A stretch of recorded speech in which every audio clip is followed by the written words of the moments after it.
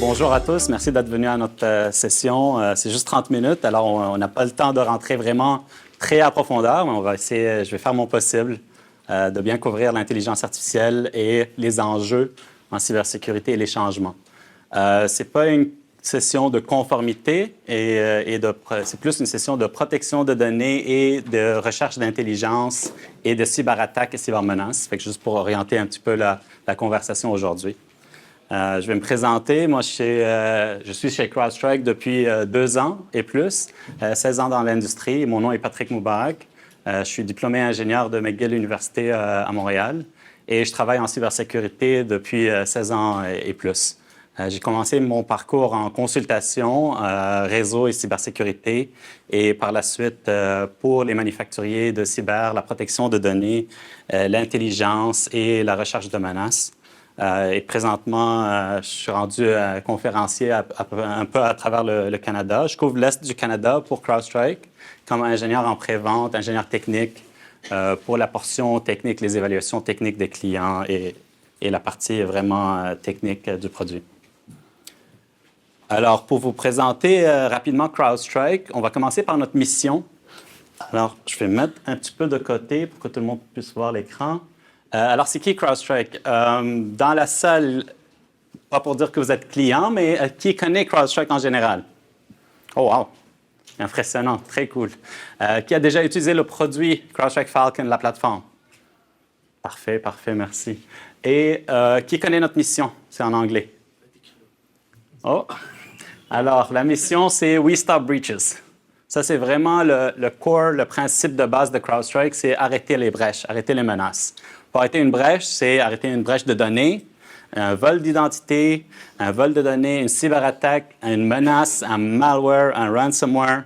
Ça finit plus. C'est vraiment arrêter tout type d'attaque, que ce soit infonuagique, chez vous, on-premise, que ce soit un vol des identifiants puis des accès légitimes. Et pour ça, on doit comprendre vraiment l'adversaire puis comment l'adversaire fonctionne. Alors, l'ordre du jour aujourd'hui, une petite évolution des cybermenaces. On ne passe pas des années 80, on va vraiment parler des 2 dernières années, très rapidement. L'impact de l'intelligence artificielle, est-ce qu'il y a un vrai impact aujourd'hui? On parle de LLM, Large Language Models. On parle de AI, on parle de vraiment ChatGPT et d'autres codes qui sont peut-être aussi open source. Et quelques recommandations CrowdStrike pour vous aider à orienter votre situation de cyberintelligence. Alors, un petit résumé des cybermenaces. 2023, c'était une année record pour l'intelligence CrowdStrike. On a vraiment détecté et répondu à un nombre d'incidents vraiment accélérés. Et on va faire un petit résumé de ça. Et en 2024, dans les quelques premiers mois, on voit déjà que ça accélère encore plus. Et il n'y a pas de tendance de relâcher prise parce que les adversaires sont motivés. Ils sont vraiment motivés par le vol de données, le vol d'informations et l'argent, bien sûr, pour les ransomware en particulier. Fait que quand on parle de sources de données, comment CrowdStrike connaît toutes ces informations-là, puis c'est quoi le résultat de cette recherche? Mais premièrement, on va commencer avec capter des informations open source, fait que ce qu'on appelle dans l'industrie OSINT, Open Source Intelligence. Aussi, on a un réseau de capteurs pour le côté réseau, quand on parle d'attaques de style DDoS ou quand on parle de botnet, il faut vraiment regarder au niveau réseau, les communications, les télécommunications réseau. On va regarder sur les forums, le dark web, le deep web, les communautés souterraines, qu'est-ce qui se passe, qu'est-ce qui se vend comme solution que les attaquants vendent un à l'autre, qu'est-ce qui se vend comme accès, c'est quoi les discussions qui se passent, est-ce que ça parle vraiment d'intelligence artificielle ou autre. Et on va vraiment faire la recherche et l'investigation des menaces directement par nos services humains. Aujourd'hui, chez CrowdStrike, on est rendu à peu près 9000 employés à travers la planète, dont 1000 et plus qui sont dans nos équipes de service. L'équipe de service professionnel, c'est vraiment l'équipe de réponse aux incidents, service proactif. Fait qu'ils vont aider les clients à améliorer leur posture de sécurité et trouver des façons d'optimiser les opérations de cybersécurité, les équipes opérationnelles de SOC, etc. Toute la télémétrie vient par le produit CrowdStrike Falcon. CrowdStrike Falcon, c'est vraiment un nom un peu générique de CrowdStrike. C'est notre agent et notre plateforme. Fait que CrowdStrike développe un petit logiciel qui s'installe sur vos postes de travail, sur vos serveurs, sur vos conteneurs Kubernetes dans le cloud, on-premise, et il offre la protection des identités, ainsi que des logiciels d'intégration avec des tierces parties. Et le sensor, ou le CrowdStrike Falcon Sensor, qu'on appelle ça en anglais, c'est un capteur en temps réel d'information. C'est un module de base qu'on appelle EDR, Endpoint Detection and Response. Puis le EDR, la responsabilité d'un EDR, c'est d'avoir toute l'information nécessaire pour nous protéger contre l'attaque. Quand on parle d'une attaque dans les termes CrowdStrike, on parle vraiment dans les techniques d'attaque, les TTPs de MITRE. On parle vraiment en termes d'indicateurs d'attaque et non pas d'indicateurs de compromis. On veut être plus proactif que réactif. On veut essayer de comprendre les scripts, les PowerShell, les outils légitimes, les exécutions de code, et non pas retracer une adresse IP ou un nom de domaine ou un URL ou un fichier malicieux. Vous allez voir beaucoup, un peu plus tard, que chez CrowdStrike, on voit beaucoup d'attaques qui n'utilisent pas de malware, qui n'ont pas de logiciel malicieux, il n'y a pas de virus pour avoir un antivirus efficace qui va bloquer ça. Et finalement, par les services gérés, CrowdStrike, qui sont les services opérationnels 24/7 de recherche, Threat Hunting, Overwatch, ainsi que les services gérés Managed Detection and Response, Falcon Complete. Alors, c'est quoi le résultat? Le résultat, c'est un petit rapport qu'on publie annuellement et des rapports qu'on sort à chaque jour, à chaque semaine, à chaque mois dans la version CrowdStrike payante de Threat Intelligence. Nos rapports, on est rendu à 19 000 plus rapports qu'on écrit pour chaque technologie qu'on détecte dans l'industrie. Ça peut être un rapport dédié pour un script Python qui attaque les VMware serveurs, VMware SXE, avec vraiment le détail technique dans le rapport. Ça peut être un rapport générique qui parle des techniques d'attaque d'un attaqueur. Pour CrowdStrike, les attaqueurs se nomment par deux noms. On va utiliser une terminologie à deux mots. Cozy Bear, quand on parle de bear, on parle d'un attaqueur qui vient de la Russie ou de l'Europe de l'Est. Quand on parle d'un spider, on parle d'un attaqueur qui est ransomware ou criminel qui est après l'argent. Ça peut être du cryptojacking, ça peut être du ransomware, ça peut être du encryption-free ransomware, ça peut être juste un vol de données, après ça, demander une rançon. Et on va donner un terme approprié à l'attaqueur. Quand on parle de Cozy Bear ou Fancy Bear, c'est des groupes qui travaillent pour le GRU, vraiment les équipes à l'intérieur du gouvernement russe, qui sont là dédiés à attaquer des multinationales, des entités fédérales américaines principalement, Canada inclus, parce qu'on est de l'autre côté de l'équation aussi, ainsi que des entités connues comme Microsoft, les autres, ils les nomment Nobelium ou Blizzard quelque chose, ou ils ont aussi des nouveaux termes dans l'industrie. On a Cozy Bear et Fancy Bear qui sont très actifs et sont commis à vol d'informations et destruction de données aussi, gouvernementales.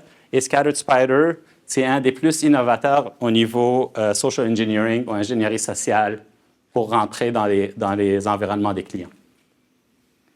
Quand on parle d'intrusion, on va suivre les adversaires de proche. Les intrusions sont suivies à travers notre clientèle, à travers notre télémétrie. Et on va sortir dans notre rapport annuel un petit pourcentage d'intrusions comme ça.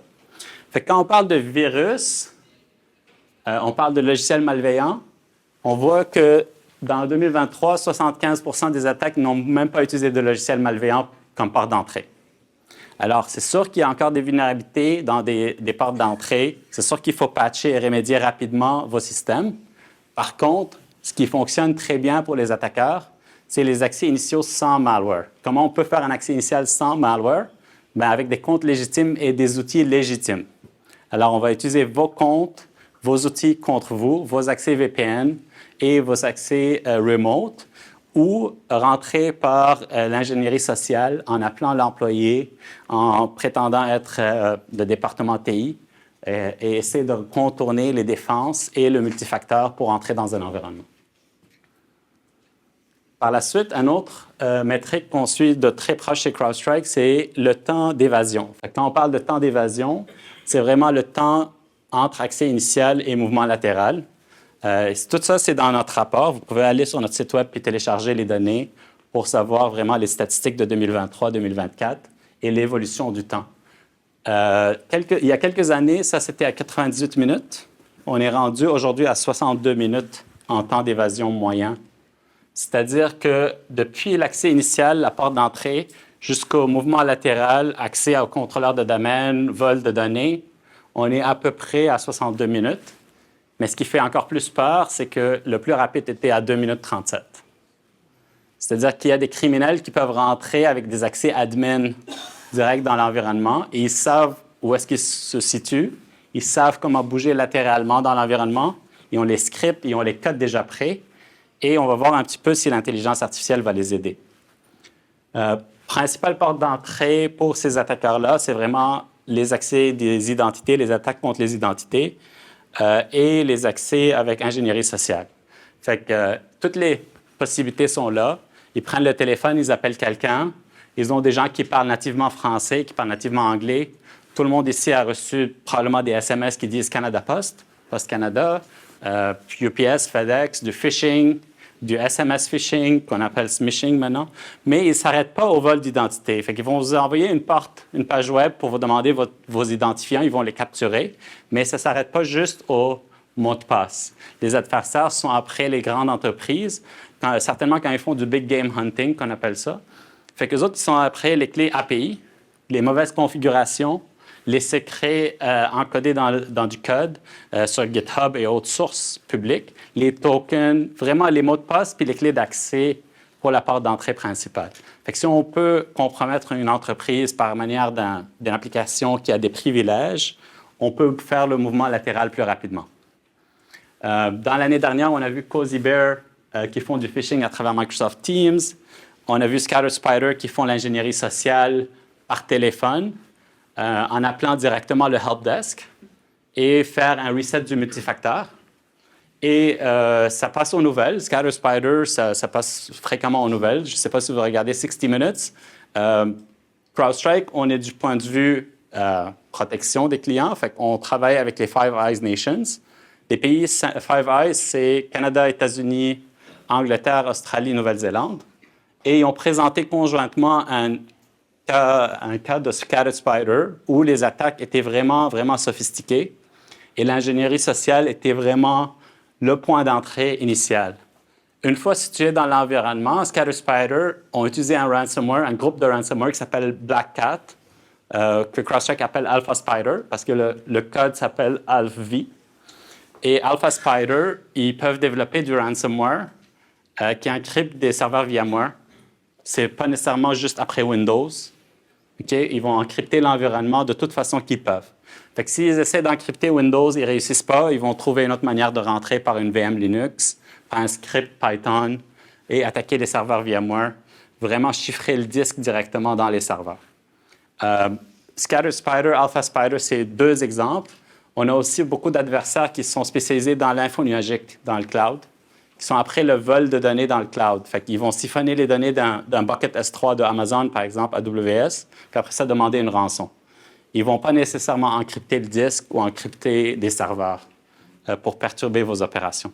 Ils vont juste vous donner une preuve qu'ils ont volé des identifiants, qu'ils ont volé des données sensibles, et ils ont même des call centers pour vous aider. Et ils vont vous donner des recommandations comment améliorer vos sécurités pour pas que ça arrive de nouveau. On est rendu en 2024, là, on est rendu là, avec les attaquants. Ils sont gentils. Mais l'évolution est constante. C'est ça qui est important de comprendre, c'est vraiment l'évolution est constante. Elle est très rapide. Par la suite, si on introduit le facteur intelligence artificielle, ce qu'on va voir, c'est qu'un an, ça fait une très grosse différence. Fait que la différence est vraiment énorme déjà entre ChatGPT 3.5 et GPT 4o. Je ne sais pas si vous avez vu les vidéos. Qui a vu la vidéo sur YouTube? Quelques-uns. ChatGPT 4o, il peut prendre texte, audio, vidéo, photo en même temps et sortir une réponse en texte, vidéo, audio en même temps. Fait qu'il prend plusieurs inputs, plusieurs outputs. Et il est plus efficace, il est plus rapide, et il sera gratuit partiellement pour quelques commandes par jour. Après ça, ça va redescendre à ChatGPT 3.5. 3.5 est beaucoup moins évolué, disons, que 4. Alors, les améliorations se font constamment dans l'industrie et les attaquants peuvent utiliser ça. Bon, alors comment et est-ce qu'on a vu des preuves que les attaquants utilisent l'intelligence artificielle? La réponse est oui. On a vu déjà des preuves. On a beaucoup on soupçonne beaucoup de cas où ils utilisent l'intelligence artificielle. Pensez à l'intelligence artificielle comme un assistant. Okay? Ça va vous aider à accélérer votre mission. Fait que eux autres, ils pensent de la même manière. Si on se situe dans un environnement où on ne sait pas quoi faire, on peut utiliser l'intelligence artificielle pour accélérer notre mission, pour trouver les données, pour faire une brèche de données, pour voler les données, pour encrypter du code. Fait que ça commence par des manières très simples. Si on revient à peu près 2021, c'était le tout début. On parle de qui connaît CrowdStrike Falcon Surface? Oh, une personne. Qui connaît Shodan? Plus. Shodan, c'est la version gratuite plus simplifiée dans External Attack Surface Monitoring Tool. Fait que ces outils-là, ce qu'ils font, c'est qu'ils scannent l'Internet, ils scannent des adresses IP, ils trouvent vos services, les ports ouverts, les certificats, le code, est-ce que ça roule Python, PHP, quelle version, est-ce que c'est vulnérable à une telle vulnérabilité, est-ce qu'on peut frapper à la porte d'entrée par une vulnérabilité. Fait que les adversaires peuvent utiliser l'assistant pour faire le job pour eux plus rapide, pour scanner puis dire « Ah, ben trouve-moi tous les certificats qui appartiennent à telle compagnie ou à tel nom de domaine. » Et d'ailleurs, nous, on utilise ces outils-là pour montrer l'exposure ou la surface d'attaque à nos clients pour qu'ils patchent les vulnérabilités, pour qu'ils mettent des systèmes en place pour protection de ces sites web, de ces services-là qui peuvent être autres que juste web. Mais principalement, c'est du web. Ça peut être du email ou d'autres services qui écoutent publiquement sur Internet.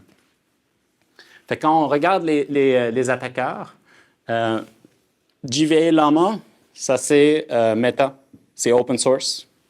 C'est Facebook, en fait. C'est publié, vous pouvez aller télécharger Llama. Fait que GVA Llama peut être utilisé pour faire du Nmap scanning. On peut aussi écrire du code GPT sur GitHub. On peut télécharger Kernel GPT. Kernel GPT peut étudier votre système d'exploitation, le code source. Fait que si on développe en Linux ou en système d'exploitation public, le Kernel GPT peut essayer de trouver des vulnérabilités. Il peut automatiser les tâches de trouver des vulnérabilités. Ça, c'est quelques exemples. C'est des exemples de base à date. Il y a des exemples plus évolués. Une autre évolution, c'est utiliser ChatGPT 3.5 pour écrire WormGPT. WormGPT, c'est une façon de contourner les défenses, toutes les barrières qu'on met en place pour ne pas utiliser GPT pour faire des attaques. GPT 3.5 était correct, c'est bon. GPT-4 est beaucoup meilleur. Fait qu'il y a des chercheurs à l'université à Illinois, aux États-Unis. Ils ont pris GPT 3.5 et ils ont pris la version payante 4. Ils ont donné 35 vulnérabilités, je crois, puis ils ont eu un taux de réussite de 87 %. Ça coûte entre 3 à 8 $ pour exploiter une vulnérabilité. C'est pas cher. 3 à 8 $, c'est pas cher, ça vaut la peine. Parfois, c'est des CVSS, des CVE qui ont des scores critiques. Fait que si vous connaissez le système de ranking des scores, CVSS, c'est vraiment un score de chaque vulnérabilité, puis un niveau de criticité. C'est sûr que ça a pris plusieurs étapes, plusieurs itérations, et les prompts qu'ils ont donnés ne sont pas publics. En fait, ils travaillent avec OpenAI pour pas que ça devienne public. Mais ils ont publié leur recherche. Vous pouvez télécharger leur article de recherche et lire vraiment comment ils ont réussi à faire une étude scientifique, comment ils ont réussi à demander à l'intelligence artificielle si je te donne le code, le exploit au complet et je vous donne les détails techniques, est-ce que tu es capable de reverse engineer puis m'écrire le exploit de cette vulnérabilité-là? Alors, on parle de one-day vulnerabilities dans ce cas-là. Ce n'est pas des zero-day. Si vous connaissez la différence, un zero-day, c'est un manufacturier n'est pas au courant que la vulnérabilité existe, elle n'est pas flaguée, le public ne le sait pas. Si quelqu'un exploite un zero-day, il réussit une mission et essaie de se faufiler inaperçu. Un one-day, c'est une vulnérabilité publique, connue, que le manufacturier a publié vraiment les détails techniques et souvent, ils font ça après qu'ils sortent un patch ou une rémédiation pour bloquer les attaques. Par contre, les détails techniques sont disponibles. Alors, votre temps de rémédiation est très important dans ces équations-là, parce qu'on ne peut pas se permettre de ne pas avoir une posture et des équipes de patching qui opèrent très rapidement. Alors, qui ici mesure combien de temps ça prend à patcher des vulnérabilités critiques? Une personne, peut-être moins que 10, je dirais. C'est très, très important. On doit se mettre des métriques, on doit se mettre des timelines, on doit être capable de dire est-ce que je suis capable de patcher tout ce qui est critique dans 7 jours, 30 jours, et on doit être comptabilisé sur ça. On doit travailler ensemble avec les équipes TI et les autres départements pour ça. Souvent, c'est compliqué, la politique interne peut être dans l'équation, mais c'est très important de patcher vite. Et aussi, c'est très important de détecter et de répondre à ce genre d'incident-là. Un exemple de Scatter Spider, ce qu'on a vu chez CrowdStrike l'année passée. CrowdStrike publie des rapports d'intelligence de différents types.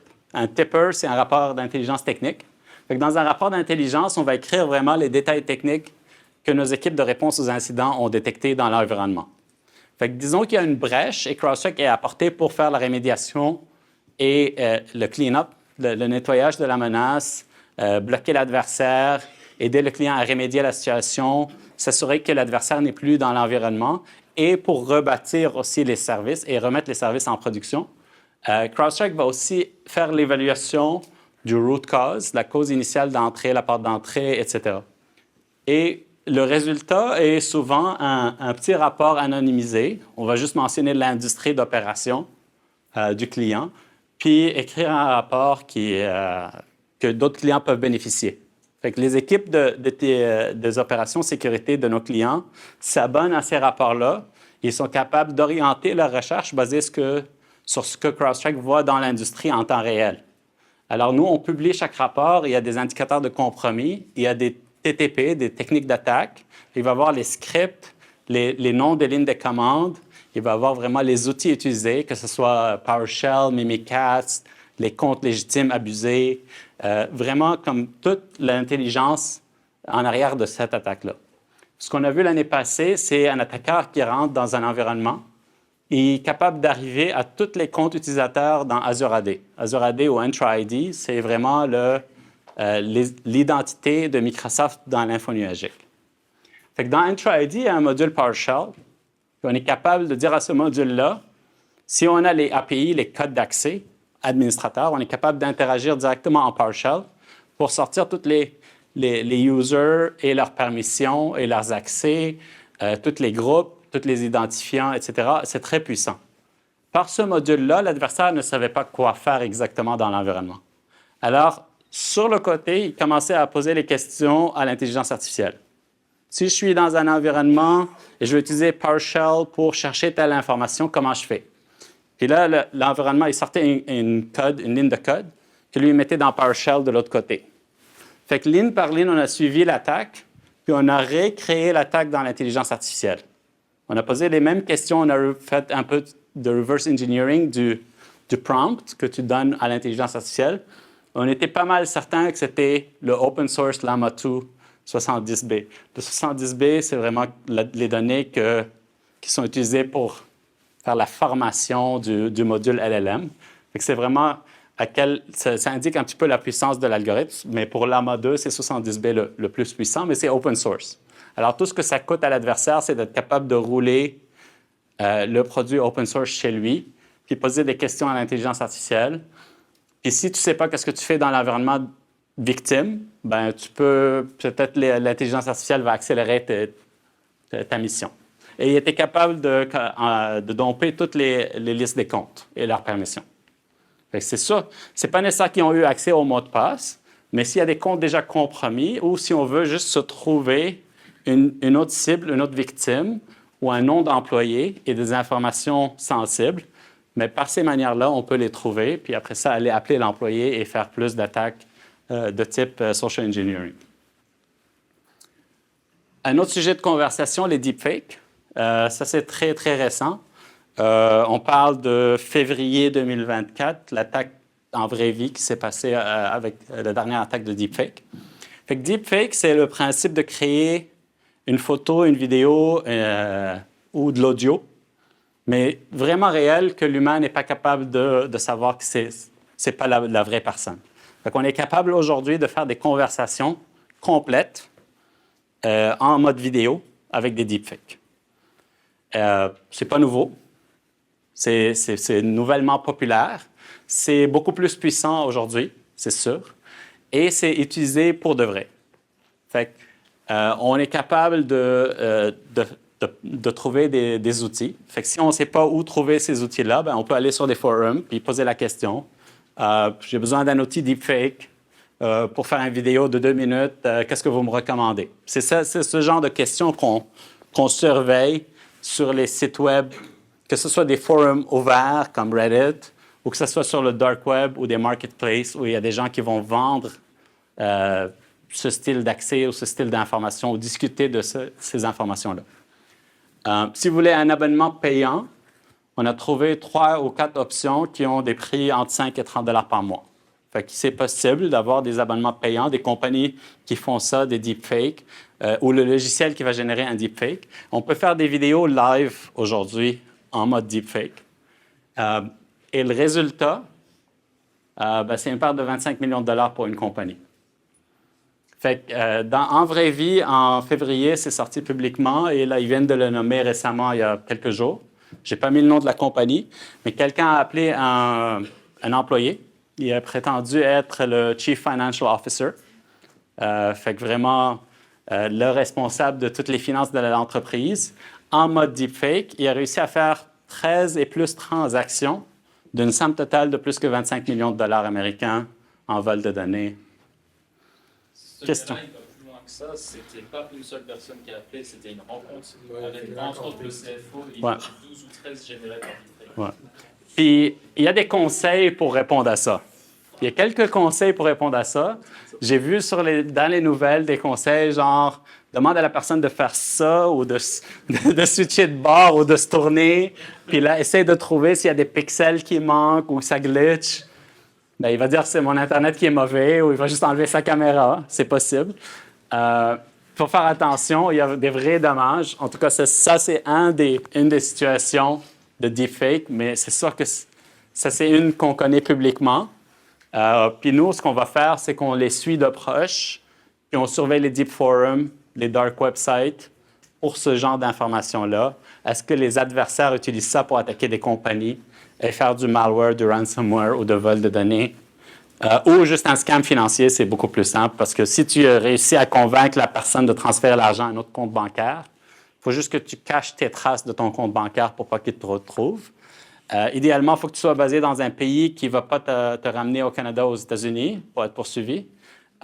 Souvent, on voit aux nouvelles des Canadiens qui se font arrêter, de Gatineau, d'autres endroits, des Québécois. C'est très connu. Il y a beaucoup d'Américains qui se font arrêter. Dans la situation de Scattered Spider, on a vu une personne qui se fait enlever, puis une rançon pour sa vie qui était demandée. Puis c'était un gars de 19 ans qui habite en Floride. Puis sa job à lui, c'était d'avoir les téléphones cellulaires. Fait que quand ils font une attaque de type SIM swap, lui, il travaillait pour une compagnie de télécommunications. Puis il y avait des petits appareils cellulaires. Puis là, il mettait la SIM qu'il voulait, transférait le numéro de téléphone, il recevait le code multifacteur SMS, il donnait à l'attaqueur qui était en Russie.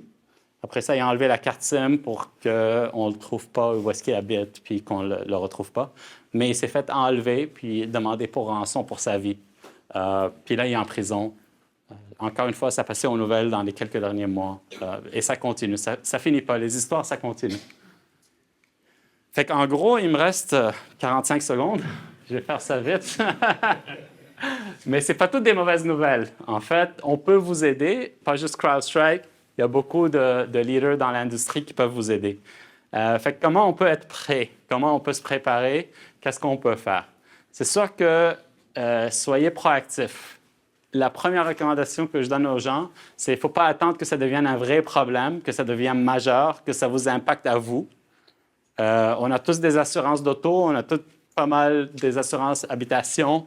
Si mon voisin se fait voler, j'ai peur. Pourquoi dans la cybersécurité, j'attends que ça m'arrive à moi? Il faut apprendre des autres, il faut voir les nouvelles, il faut écouter les experts. Tout le monde en parle.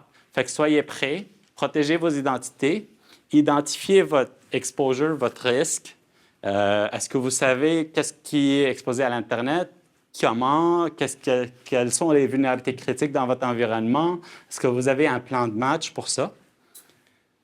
Deuxième point qui est très important pour nous, c'est mesurer votre temps de réponse. Beaucoup de gens, ils vont se munir d'outils. Ils vont acheter un antivirus, une solution, ils vont peut-être contacter un service provider pour faire le managed security. Est-ce que vous avez des métriques? Est-ce que vous savez combien de temps ça prend pour détecter quelque chose, pour répondre à quelque chose et remédier à la situation complètement? Soyez prêts et il faut que ce soit secondes, minutes. Il ne faut pas que ce soit des heures. Pas le 62 minutes en moyenne. Et c'est rare les gens qui sont capables de répondre plus vite que 2 minutes et 7 secondes. Fait que si vous vous rappelez du mouvement latéral, ça veut dire que j'ai des codes déjà d'accès privilégiés. J'ai peut-être domain admin ou j'ai service principal ou j'ai accès à une application privilégiée que j'ai compromis. Alors faites attention, soyez prêts. Vous n'êtes pas seul, demandez de l'aide aux experts. Il y a une industrie complète de cybersécurité. Ce n'est pas juste les manufacturiers d'appareils physiques ou de logiciels ou de systèmes d'exploitation qui peuvent vous aider. Il y a des experts vraiment chevronnés qui travaillent juste en cybersécurité. C'est leur job 24/7 d'opérer des environnements de cybersécurité pour vous protéger. On peut utiliser l'intelligence artificielle aussi. Il y a beaucoup de solutions sur le marché. C'est le big buzzword. Tout le monde en parle. Tous les vendeurs de cybersécurité, ils ont une solution. Ils ont un assistant AI maintenant qui peuvent vous aider.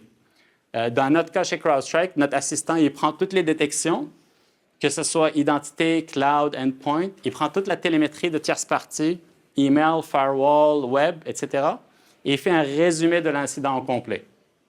Fait qu'on peut utiliser l'intelligence artificielle pour accélérer la défense aussi. C'est-à-dire, au lieu de faire la recherche manuelle, on peut automatiser des recherches, on peut automatiser la réponse, on peut accélérer notre temps de réponse qu'on doit mesurer pour être comptabilisé sur ça. Est-ce qu'on est capable de vraiment utiliser les outils pour améliorer notre temps de réponse? Et finalement, ayez une bonne plateforme de cybersécurité parce qu'avoir différents produits à travers différentes plateformes, ça rend la vie difficile et compliquée. C'est pas mal ça. Merci beaucoup.